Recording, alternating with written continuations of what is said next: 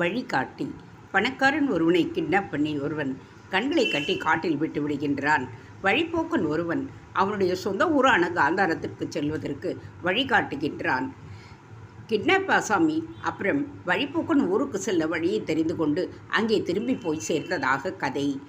எப்படி அது சம்சார காட்டிலிருந்து மீண்டு மறுபடியும் எப்படி மோட்சபதம், அதுதான் கதையில் வந்த சொந்த ஊரான காந்தாரம் சேர்ப்பது. அதற்கு வழி தெரியவில்லையே, யார் வழி சொல்லுவார்கள் என்று ஜீவனானது நாலா திசையிலும் முயற்சி பண்ணி பார்க்கின்றது.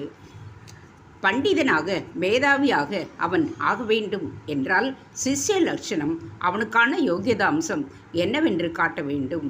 ஒரே குருவாக முடிக்காமல் பல பேரிடம் சிஷ்யன் ஸ்டெப் பை ஸ்டெப்பாக தெரிந்து கொண்டு முன்னேறியதாகத்தான் சொல்ல வேண்டும். வழிப்போக்கன் கண்கட்டி அவிழ்த்து விட்டுவிட்டு முழுசாக வழியையும் சொல்லிக் கொடுத்து சென்றிருக்கலாம் அல்லவா? இன்னும் கூட பொருத்தமாக காட்டிலே காந்தாரா ஆசாமியை பார்த்து கட்டை அவிழ்த்து விட்டவன் தானே லீடு பண்ணி வழியையும் காட்டி கொண்டு போய் அவனை ஊரிலேயே கொண்டு சேர்த்து விட்டான் என்று கூட சொல்லலாம். இதை பற்றி ஆராய்ச்சி செய்ததில் ஆச்சாரியானை பெற்றவனுக்கே ஞானம், அதாவது ஆச்சாரியனின் உபதேசத்தினால்தான் ஒருவன் ஞானத்தையே பெற முடியும் என்பது. ஆனாலும் சில பேருக்கு சம்ஸ்கார விசேஷத்தால் முக்கியமாக ஒரு குரு வழி சொல்லி தருவது அது வேறு.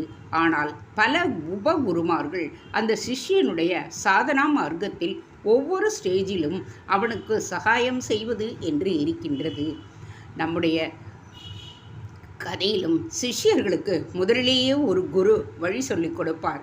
அப்புறம் உபகுருமார்கள் அதற்கு அனுகூலமாகவே அந்த சிஷ்யின் சாதனையின் போது ஒவ்வொரு ஸ்டேஜிலும் ஸ்டேஜ் பை ஸ்டேஜாக வழிகாட்டுவார்கள் என்று இருக்கின்றது.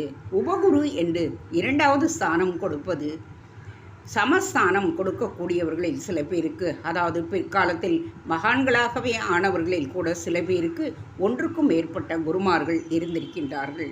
ஆரம்பத்தில் வேதத்தை சொல்லிக் கொடுத்து முக்கியமாக கர்மத்திற்கும் தர்மத்திற்கும் குருவாக சிஷ்யன் என்கிற அம்சம் முடிகின்ற வரையில் இருக்கும் ஒருவர் வித்யா குரு எனப்படுவார்.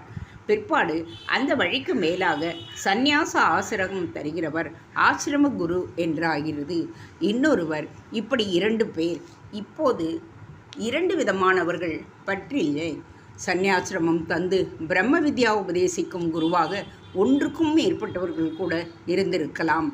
ஆரம்ப காலத்தில் வேத வித்யா குருவானவர் அவர் எல்லா பாடமும் நடத்தாமல் மற்ற குருவார்களும் நடத்துவதற்காகவும் சில பாடங்கள் இருந்திருக்கின்றது. தைத்திரிய உபனிஷத்தில் சேஷாவல்லியில்